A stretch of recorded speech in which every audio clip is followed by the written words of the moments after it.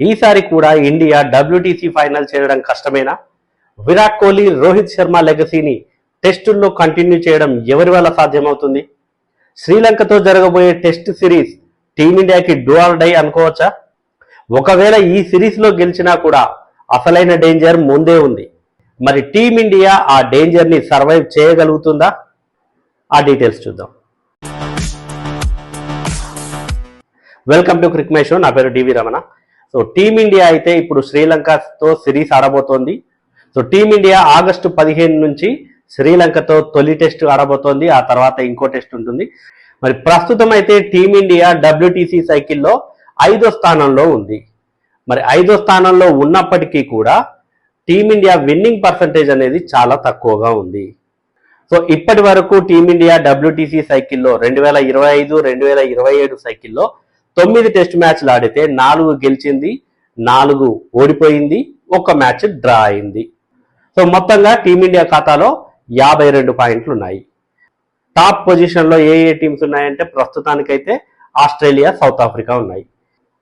మరి ఈ 2 టీమ్స్లో ఒక టీం కిందికి వచ్చి ఇండియా పైకి వెళ్ళాలంటే ఏం జరగాలి? ముందైతే ఇండియా ప్రతి మ్యాచ్ గెలవాలి. అది శ్రీలంకతో జరగబోయే టెస్ట్ సిరీస్ నుంచే మొదలవ్వాలి. శ్రీలంకతో 2 టెస్ట్ మ్యాచ్ల సిరీస్ని 2-0తో కైవసం చేసుకుంటే ఇండియాకి కొంత అవకాశం ఉన్నట్టు అవుతుంది. ఎందుకంటే ఈ సిరీస్ని క్లీన్ స్వీప్ చేయగానే ఇమ్మీడియట్గా ఇండియా గెలుస్తుంది, ఇండియా WTC ఫైనల్కి వెళ్ళే అవకాశాలు మెరుగవుతాయి అన్నదైతే లేదు. ఎందుకు అంటే ఆ సిచ్యువేషన్ అనేది అలా ఉంది. మనం ఆల్రెడీ చూసాం కదా, సౌత్ ఆఫ్రికా ఇండియాకు వచ్చి వరుసగా 2 టెస్ట్ మ్యాచ్ల్లో ఓడించింది. అక్కడ టీమిండియాకు భారీ దెబ్బ తగిలింది, భారీ నష్టం జరిగిందనే చెప్పొచ్చు. ఆ ఎఫెక్ట్ అనేది ముందు తెలుస్తుంది. సరే, శ్రీలంకతో 2 మ్యాచ్లు గెలిచింది.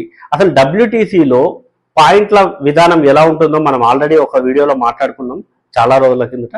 మరొకసారి గుర్తు చేసుకుంటే కూడా చాలా మందికి తెలిసిన విషయం ఏది, ప్రతి టెస్ట్ మ్యాచ్ గెలిస్తే 12 పాయింట్లు వస్తాయి. మ్యాచ్ కనుక డ్రా అయితే 4 పాయింట్లు వస్తాయి. ఒకవేళ మ్యాచ్ టై అయితే 6 పాయింట్లు లభిస్తాయి. మరి డీమెరిట్ పాయింట్స్ కూడా ఉంటాయి. స్లో ఓవర్ రేట్ కారణంగా అయితే డీమెరిట్ పాయింట్స్ అనేవి విధించడం జరుగుతుంది. అవి మనకు వచ్చిన మొత్తం పాయింట్లలో నుంచి అయితే కోతపడడం జరుగుతుంది. ఇప్పటివరకు అయితే టీమిండియా ఖాతాలో డీమెరిట్ పాయింట్స్ అయితే లేవు. లాస్ట్ టైం ఇండియా ఇంగ్లాండ్కి వెళ్ళి ఆడినప్పుడు ఇంగ్లాండ్కి 2 పాయింట్లలో కోత విధించారు. దాని గురించి కూడా మనం అప్పుడు మాట్లాడుకున్నాము. స్లో ఓవర్ రేట్ కారణంగా, అంటే ప్రతి ఓవర్కి 1 పాయింట్ కోత విధిస్తుంది. ఎన్ని ఓవర్లు వెనుకబడి ఉంటే అన్ని పాయింట్లు కోత పడతాయి. సో ఇప్పుడు శ్రీలంకతో 2 మ్యాచ్ల్లో గెలిస్తే 12 24 పాయింట్లు అవుతాయి. ఆల్రెడీ ఇండియా దగ్గర 52 పాయింట్స్ ఉన్నాయి. మొత్తం 76 పాయింట్స్ అవుతాయి టీమిండియా ఖాతాలో. ప్రజెంట్ ఆస్ట్రేలియా నంబర్ 1 పొజిషన్లో ఉంది. ఆస్ట్రేలియాకు 84 పాయింట్లు ఉన్నాయి. సౌత్ ఆఫ్రికాకు 36 పాయింట్లు ఉన్నాయి.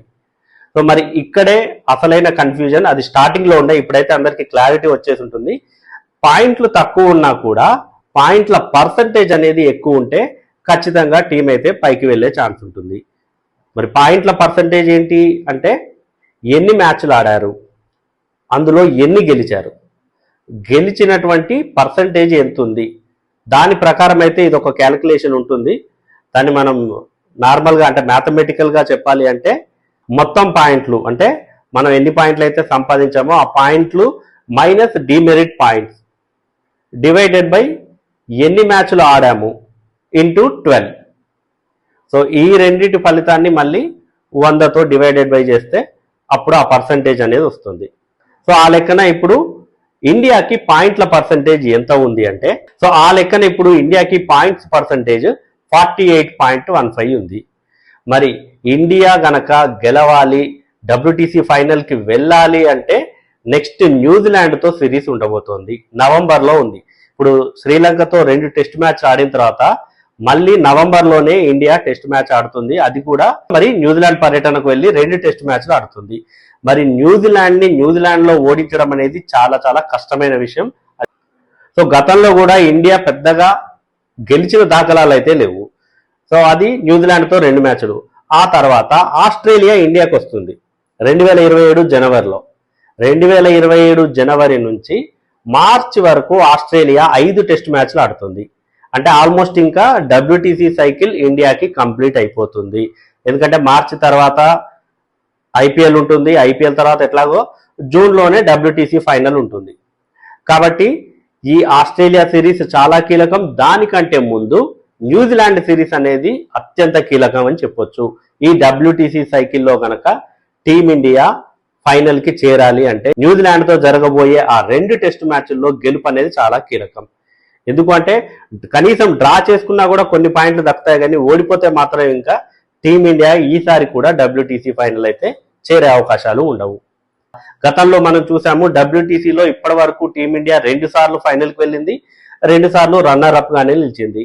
ఫస్ట్ సైకిల్లో మనం చూసాము 2019-21, అప్పుడు విరాట్ కోహ్లీ కెప్టెన్సీలో WTC ఫైనల్ కి చేరింది, ఫైనల్లో న్యూజిలాండ్ చేతిలో ఓడిపోయింది. ఇక ఆ తర్వాత 21-23 సైకిల్లో రోహిత్ శర్మ కెప్టెన్సీలో WTC ఫైనల్ కి వెళ్ళింది, ఫైనల్లో ఆస్ట్రేలియా చేతిలో ఓడిపోయి రన్నర్ అప్ గానే నిలిచింది. సో మొత్తానికైతే ఇండియాకు ఆ WTC కళ అనేది ఇప్పటి వరకు నెరవేరడం లేదు. మరి శుభ్మన్ గిల్ ఆ పని చేసి చూపిస్తాడా? మరి టీంలో అంత క్వాలిటీ బౌలర్లు, క్వాలిటీ బ్యాటర్లు ప్రస్తుతానికి ఎవరెవరున్నారు? ఇంతకీ ఇండియాకి WTC ఫైనల్ వెళ్ళే ఛాన్స్ ఉందని మీరు అనుకుంటున్నారా? కామెంట్ చేయండి.